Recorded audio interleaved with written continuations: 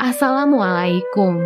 Salam sejahtera bagi kita semua. Pertama-tama perkenalkan, nama saya adalah Sony Kurniawan, dari kelas Ilmu Administrasi Bisnis 10 Tasikmalaya, dengan NIM 209222416. Baik, tanpa berlama-lama mari kita langsung saja ke materi. Jadi BPU PKI, dengan tambahan Indonesia. Badan ini mengadakan sidangnya yang pertama dari tanggal 29 Mei, yang nantinya selesai tanggal 1 Juni 1945. Rapat dibuka pada tanggal 28 Mei 1945 dan pembahasan dimulai keesokan harinya 29 Mei 1945 dengan tema Dasar Negara. Rapat pertama ini diadakan di Gedung Cuo Sangiin di Jalan Pejambon 6 Jakarta yang kini dikenal dengan sebutan Gedung Pancasila. Pada zaman Belanda, gedung tersebut merupakan Gedung Volksraad Bahasa Indonesia Perwakilan Rakyat. Setelah beberapa hari tidak mendapat titik terang, pada tanggal 1 Juni 1945, Soekarno menyampaikan ide serta gagasannya terkait dasar negara Indonesia, yang dinamai Pancasila. Panca artinya 5, sedangkan sila artinya prinsip atau asas.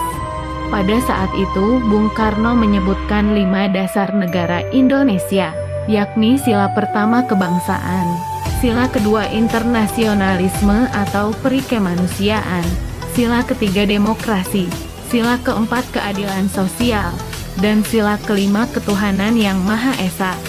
Dalam pidato inilah konsep dan rumusan awal Pancasila pertama kali dikemukakan oleh Soekarno sebagai dasar negara Indonesia merdeka.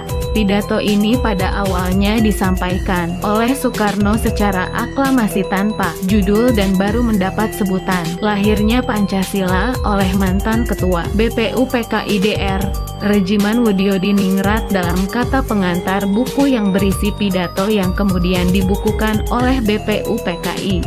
Untuk menyempurnakan rumusan Pancasila dan membuat undang-undang dasar yang berlandaskan kelima asas tersebut, maka Dokuritsu Jundi Chosakai membentuk sebuah panitia yang disebut sebagai Panitia 9, berisi Insinyur Soekarno, Muhammad Hatta, Bikosno Klukroso Joso, Agus Salim, Wahid Hasjim, Muhammad Yamin, Abdul Kahar Muzakir, Bapak Al-Amaramis, dan Ahmad Subarjo.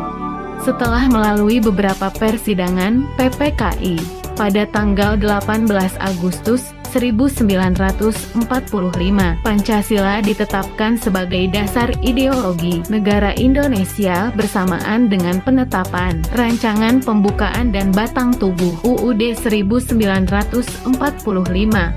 Pada sidang tersebut disetujui bahwa Pancasila dicantumkan dalam Mukadimah Undang-Undang Dasar 1945 sebagai dasar negara Indonesia yang sah.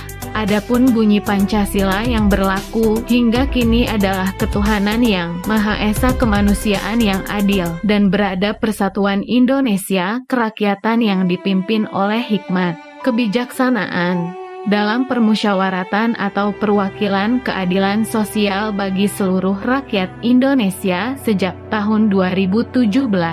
Tanggal 1 Juni resmi menjadi hari libur nasional untuk memperingati hari lahirnya Pancasila. SEJAR, AHTER, BENTU, KNYAN, WGARA, KESAT, UANRE, PUBLI, KIMDO, NESIA, NKRI, ditandai dengan dibacakannya teks proklamasi oleh Insinyur Soekarno pada tanggal 17 Agustus 1945. Namun proklamasi itu sendiri merupakan rangkaian peristiwa yang melatar belakangi terjadinya proklamasi tersebut. Bagaimana kronologis lahirnya atau terbentuknya Negara Kesatuan Republik Indonesia itu? Mari kita simak bersama rangkaian kronologis yang kami ulas secara singkat pada berikut ini. 29 April 1945 BPUPKI, Badan Penyelidik Usaha Persiapan Kemerdekaan Indonesia, atau dalam bahasa Jepang Dokuritsu Yunbityo Sakai, yang didirikan oleh pemerintah Jepang pada tanggal yang beranggotakan 63 orang. 06 Agustus 1945 sebuah bom atom meledak di kota Hiroshima, Jepang. Pada saat itu, padahal Jepang sedang menjajah Indonesia.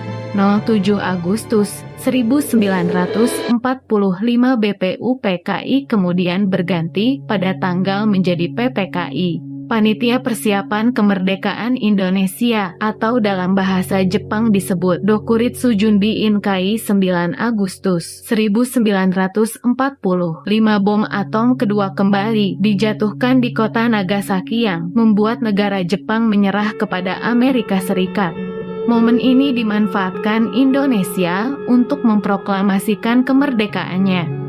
10 Agustus 1945 Sultan Syahrir mendengar lewat radio bahwa Jepang telah menyerah pada sekutu, yang membuat para pejuang Indonesia semakin mempersiapkan kemerdekaannya. Saat kembalinya Soekarno dari Dalat, Sultan Syahrir mendesak kemerdekaan Indonesia. 15 Agustus 1945 Jepang benar-benar menyerah pada sekutu. 16 Agustus 1945 dini hari, para pemuda membawa Soekarno beserta keluarga dan Hatta ke Rengas, Dengklok dengan tujuan agar Soekarno dan Hatta tidak terpengaruh oleh Jepang. Wikana dan Ahmad Sobarjo di Jakarta menyetujui untuk memproklamasikan kemerdekaan Indonesia. Oleh karena itu, diutuslah Yusuf Kunto menjemput Soekarno dan keluarga dan juga Hatta. Soekarno dan Hatta kembali ke Jakarta awalnya, ia dibawa ke rumah Nishimura, baru kemudian dibawa kembali ke rumah Laksamana Maada untuk membuat konsep kemerdekaan. Teks proklamasi pun disusun pada dini hari yang diketik oleh Sayuti Malik. 17 Agustus 1945 pagi hari di kediaman Soekarno, Jalan Pegangsaan Timur No. 56 teks proklamasi dibacakan tepatnya pada pukul 10.00 waktu Indonesia Barat dan dikibarkanlah bendera merah putih yang dijahit oleh istri Soekarno, Fatmawati. Peristiwa tersebut disambut gembira oleh seluruh rakyat Indonesia. 18 Agustus 1945 PPKI mengambil keputusan mengesahkan UUD 1945 dan terbentuknya NKRI Negara Kesatuan Republik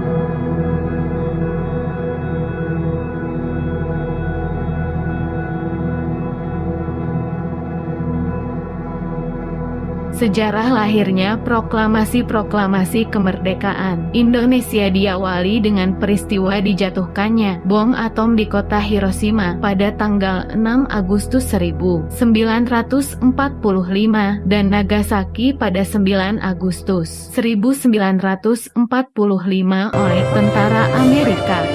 Hal ini menyebabkan Jepang menyerah tanpa syarat pada sekutu, sehingga kesempatan ini dimanfaatkan oleh para pejuang kemerdekaan untuk memproklamasikan kemerdekaan. Dalam pelaksanaannya, ada perbedaan pendapat antara golongan tua dan golongan muda. Golongan muda ingin proklamasi kemerdekaan segera dilakukan, sedangkan golongan tua tidak ingin terburu-buru dalam proklamasi kemerdekaan karena takut akan terjadi pertumpahan darah. Golongan tua terdiri dari Insinyur Soekarno, Muhammad Hatta, Ahmad Subarjo, Muhammad Yamin, Iwa Kusuma, dan Dr. Syamsi. Golongan muda yang berjuang untuk kemerdekaan Indonesia diantaranya Soekarni, Wikana, Adam Malik, Chairul Saleh, Darwis, dan Yusuf Kunto. Pada 16 Agustus 1945 terjadi peristiwa Rengas Dengklok, di mana Insinyur Soekarno dan Muhammad Hatta diculik oleh para pemuda dan dibawa ke Rengas Dengklok dengan tujuan agar Insinyur Soekarno dan Moh-Hatta tidak terpengaruh oleh Jepang dan segera menyatakan kemerdekaan. Pada 16 Agustus 1945 pukul 23.00 malam, Insinyur Soekarno dan rombongannya tiba di Jakarta, sehingga perumusan teks proklamasi dilakukan oleh Insinyur Soekarno, Moh-Hatta dan Ahmad Subarjo di kediaman Laksamana Mudamada Tadasi. Rumusan teks proklamasi diketik oleh Sayuti Melik dan ditandatangani Insinyur Soekarno dan Moh-Hatta. Selanjutnya, bendera merah putih dijahit oleh istri Soekarno yaitu Fatmawati. Tonton juga peristiwa sekitar proklamasi kemerdekaan Indonesia, isi teks proklamasi. Pembacaan teks proklamasi dilakukan pada pukul 10 pagi di rumah Soekarno bertempat di Jalan Pegangsaan Timur No. 56 Mi, Jakarta. Teks proklamasi dibuat dalam dua bentuk yaitu tulisan tangan yang dibuat oleh Insinyur Soekarno dan versi ketikan dibuat oleh Sayuti Melik. Si teks proklamasi Kami Bangsa Indonesia dengan ini menjatakan kemerdekaan Indonesia. Hal-hal jang mengenai pemindahan kekuasaan DLL diselenggarakan dengan cara seksama dan dalam tempo jang sesingkat-singkatnya. Atas nama bangsa Indonesia, Soekarno-Hatta. Teks proklamasi dibacakan oleh Soekarno, didampingi oleh Moh-Hatta dan disaksikan sejumlah orang. Ucara pembacaan teks proklamasi kemerdekaan berakhir pada pukul 11 pagi dan hal tersebut menjadi titik balik sejarah kemerdekaan Indonesia.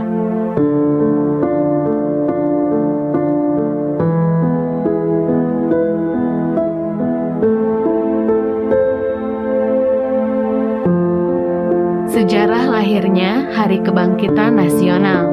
Setiap tanggal 20 Mei, Indonesia memperingati Hari Kebangkitan Nasional. Apakah teman-teman sudah tahu apa itu Hari Kebangkitan Nasional dan juga tokoh pelopornya? Kalau belum, simak bersama yuk. Mengutip Kemdikbud RI, latar belakang Hari Kebangkitan Nasional adalah bangkitnya semangat nasionalisme, persatuan, kesatuan dan kesadaran untuk memperjuangkan kemerdekaan negara Indonesia. Peringatan Hari Kebangkitan Nasional pada 20 Mei diambil dari tanggal lahirnya organisasi Budi Utomo. Budi Utomo didirikan oleh Dr. Sutomo dan para mahasiswa School of Leading Van Indis Keatsen atau STOV-IA pada 20 Mei 1908. Sejak saat itu, Indonesia memasuki masa pergerakan nasional. Dr. Sutomo beserta kawan-kawannya ingin mendirikan sebuah organisasi yang bergerak di bidang sosial, ekonomi, dan budaya. Keinginan itu berdasarkan dari gagasan Dr. Wahidin Sudirohusodo yang ingin meningkatkan martabat rakyat dan bangsa Indonesia. Gagasan itu muncul melihat kondisi bangsa Indonesia pada saat itu memprihatinkan akibat sistem kolonialisme Belanda. Pendidikan rakyat Indonesia, terutama kaum pribumi, rendah dan tidak mendapat informasi atau tertutup dari dunia luar. Dr. Sutomo beserta para pelajar STOV-IA mendirikan Perhimpunan Budi Utomo untuk mengejar ketertinggalan bangsa dari bangsa-bangsa lain.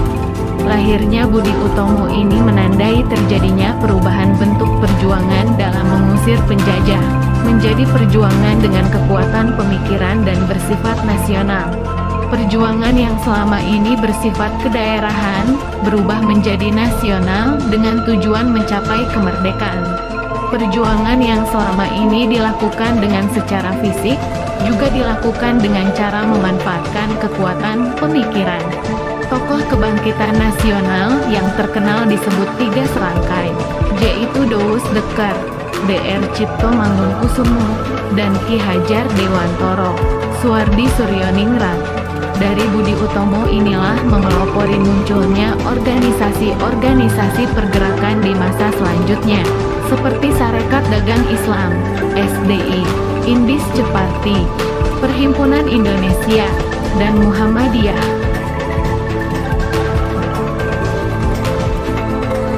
Begitulah sejarah-sejarah dari beberapa peristiwa tersebut.